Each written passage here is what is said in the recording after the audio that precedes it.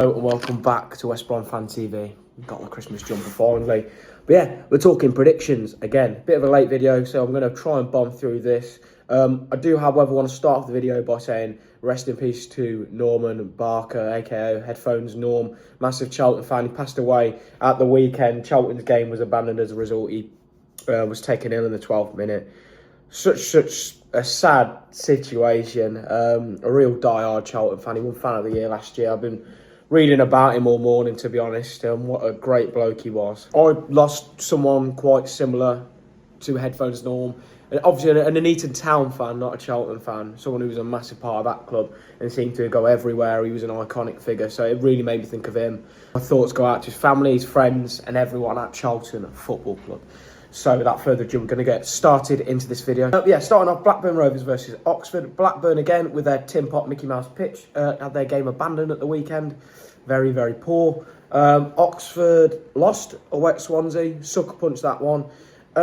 This is one of them, if the game goes ahead, because it's raining at the minute and Blackburn's Mickey Mouse pitch might have already flooded. Blackburn 2, Oxford 1. Next up is Charlton Athletic taking on Middlesbrough. Now, big game for Charlton, really. They're remembering Headphones Norm that I mentioned at the start of the video. Middlesbrough coming into this game after absolutely thraping Hull 4-1.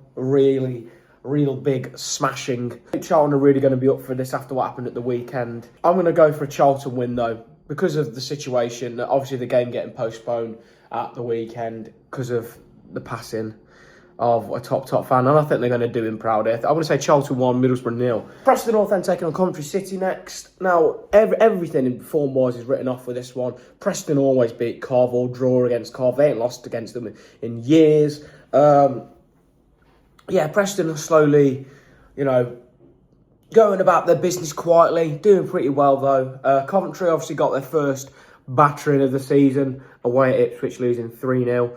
And I think they'll lose again. Nothing against Cov. It's just the fact that Preston always beat you or draw against you. And I think they will beat you. Preston North End 2, Coventry 1. Next up, Sheffield United taking on Norwich. Sheffield United flying. They've just hammered Stoke 4-0, who are one of the best teams in the league.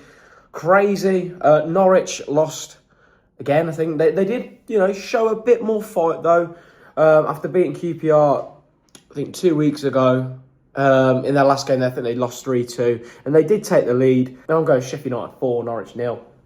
I know, crazy. Next up is Southampton taking on my beloved West Bromwich Albion. Now I've got to keep it short with this one because this could be a video of its own talking about West Bromwich Albion at the minute. I want to talk about Southampton first. A huge win at home to Birmingham City at the weekend. They, after a very slow start, are starting to gain some serious momentum. Another team, just like Sheffield United, that I can see easily being in the playoffs at the end of the season. Now they're gelling. They're playing well. Tommy Fallow's making wonder runs, showing all his worth. But yeah, let's talk about West Brom. Obviously, the worst performance of the season away at QPR after showing such fight in a game against Swansea and making us all think that the players are going to turn it around. They want Mason to stay. They're going to put some real fight in. It was really poor, weren't it? The defending was schoolboy stuff. It could have been 4 or 5-1, to be honest. Our only bright spark being Arne Eggerbo and Mikey Johnston, in my opinion. I think the rest of them were very lacklustre.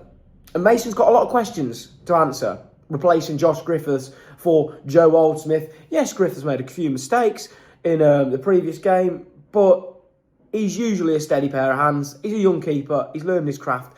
And instead, you bring in a keeper that has poppadom hands. I'm going Southampton 3, West Bromwich Albion 0. And Tom Fellows is going to score.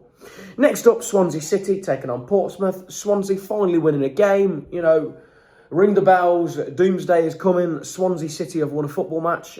Taking on a Portsmouth side that have been pretty poor themselves as well. Sorry, it's going to be 0-0. Swansea 0, Portsmouth 0. Next up, Watford taking on Sheffield United. Watford, they slowly plunge along. If they turn some of their away losses into points, they could be a playoff side. They just always win at home, don't they? And they play some good stuff, to be fair. They've got some good players.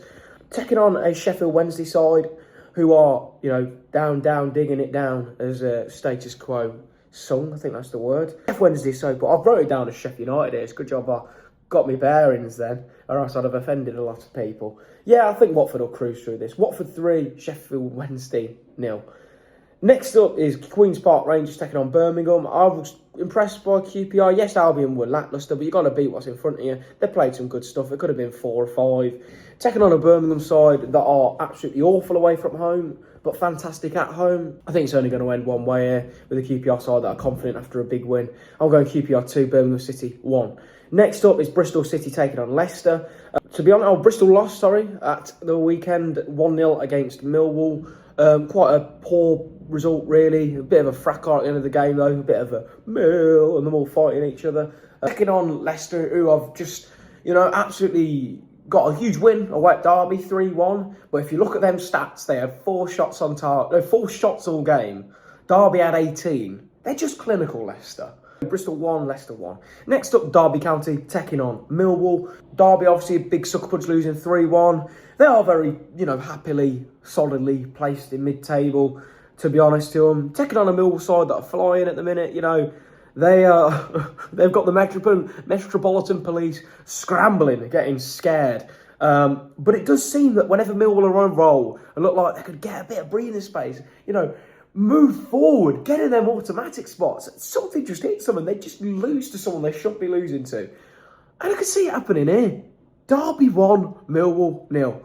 Next up, Ipswich taking on Stoke City. Ipswich with a huge 3-0 win against Coventry. Statement win, finally jelly. Similar to Southampton and Sheffield United. These teams that have been dormant volcanoes for the majority of the season are finally erupting. Taking on Stoke, will they make another statement? Stoke have just came back from an absolute thrashing against Sheffield United. I think Stoke have got to get something here, or else the questions are going to be coming around again. Are Stoke going to be mid-table, boring mediocrity again?